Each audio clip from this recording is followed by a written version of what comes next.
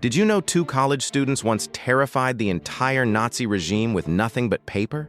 In February 1943, Sophie Scholl was 21 years old. Her brother Hans was 24.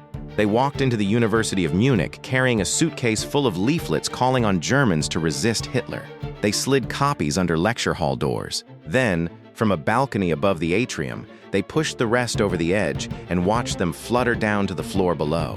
A janitor saw them. He locked the doors and called the Gestapo. 4 days later, they stood before Roland Freisler, the most feared judge in Germany. He screamed at them throughout the entire trial. Sophie didn't flinch. She told her interrogators that what they had done would be remembered long after this regime was gone. She was right. They were guillotined the same afternoon the verdict was read. The regime killed them within 96 hours of their arrest. That kind of speed doesn't come from confidence. It comes from fear.